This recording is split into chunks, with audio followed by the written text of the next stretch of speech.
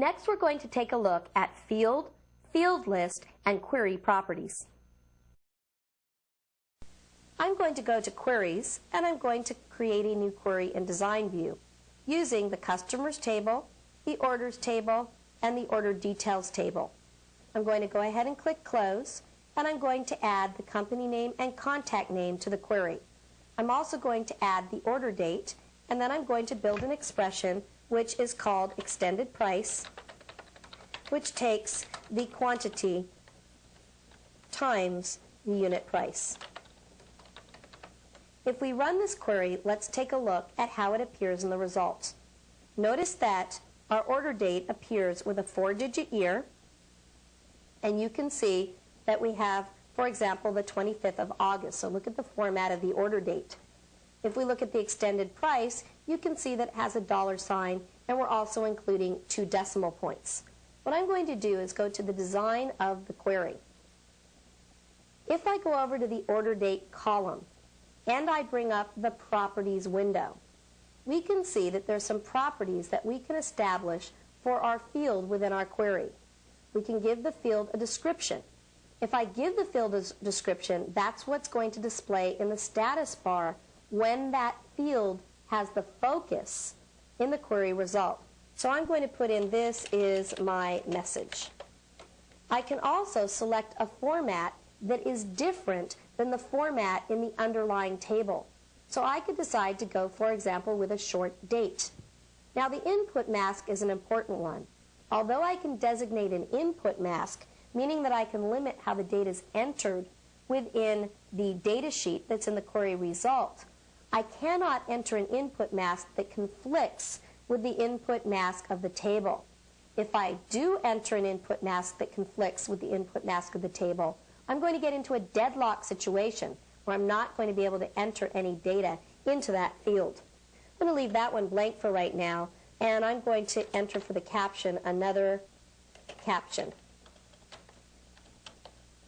If we run our query, and remember we did all this for our order date, first of all, if I tab over to the order date, if you look down on the status bar in the lower left-hand corner of the screen, notice that it says, "This is my message." Also notice that the caption of the column is another caption, and notice that the format shows us the short date format. So we've just set some properties for our field. If I go back to Design View, if I leave the Properties window open and I select the field list, this is where I can set 2 different properties for the field list. One of them is the alias. I can decide to alias this as order details without the space. And the source is a string that describes where this data comes from. I'm going to go ahead and just run this, and you can see that it runs just fine even though I changed the alias for the order details table. Finally, you can set properties of the query itself. If I click a gray area of the query grid, rather than looking at field properties or looking at field list properties, I'm looking at query properties. Now what I'm going to do right now is modify this query so that we can take a better look at this. I'm actually going to delete the orders table and the order details table and get the field list out of the way for a moment. Delete the extended price by selecting it and hitting delete. And I'm going to actually delete all my columns. So we're just going to essentially start from scratch, but within the same query. I'm going to add the country to the query result, and I'm going to go ahead and run. When I run, notice that we get countries repeated, and in fact we get 91 rows seeing each person's country. And again, there's duplicates of countries. If I go back to Design View and select the query, one of the properties I can change is unique values. If I set unique values to yes and run the query again, I get a list of unique countries within the customers table. If I go back to Design View and I opt to add the city, now I still have the unique values set to yes. If I run the query again, I get 69 rows in the output. This is a list of all of the country-city combinations that exist within the customers table. What else can we do? Well, I'm going to use the Show Table tool to add back the Orders table and the Order Details table. I'm going to click Close, and I'm going to add the order date to the query result. But what I want to do is select the query properties, and what I want to see are top values, and I only want to see the most recent 25 dates. Now, if I were to run this query right now, I'm not going to get what I expected. I'm actually getting the top 25 country-city combinations. What I'm going to do instead is go back to Design View, and in Design View, I'm going to sort by my order date. If I sort in ascending order, I get the bottom 25 dates, the oldest dates. Notice these dates are in 1996. If I go back to Design View and change the sort order to descending and leave this at 25, notice that I get the most recent 25 dates. Now, if you're really watching, notice that I actually got 28 rows back. The way that Access works is if there's duplicates in the last entry, it does not arbitrarily chop them off. See, right here, we had number 25. And rather than chopping it off, Access included the other entries on that same date. So remember that you select the top values, you say how many top values you want, and then you need to sort by the column that you want that top values to be applied to. It could actually be more than one column as well. Now you can enter any value into top values. You can also enter a percentage. I can enter 25% rather than 25. And with 25%, notice that I get 208.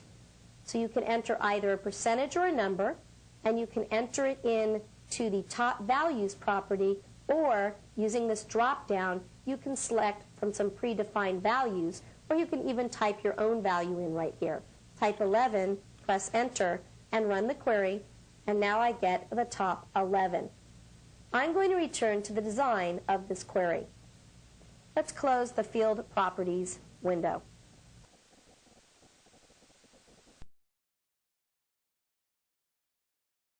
The last type of query that we're going to look at is a parameter query. You use a parameter query when you don't know the criteria at design time and you want the user of your application to enter that criteria at runtime.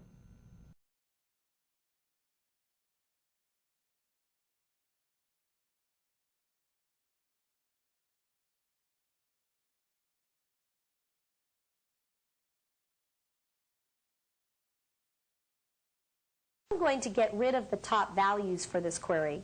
So I'm going to set it to all.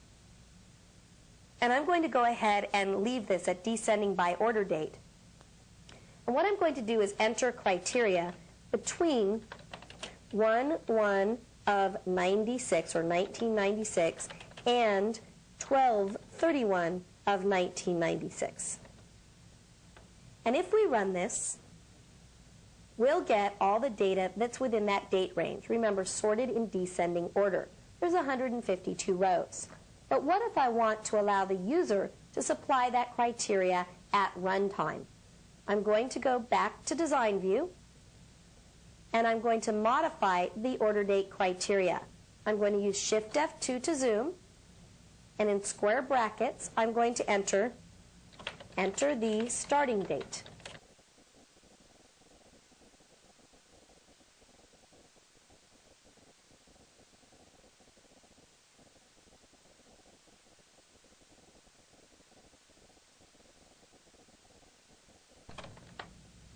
And then in square brackets, I'm going to enter the ending date.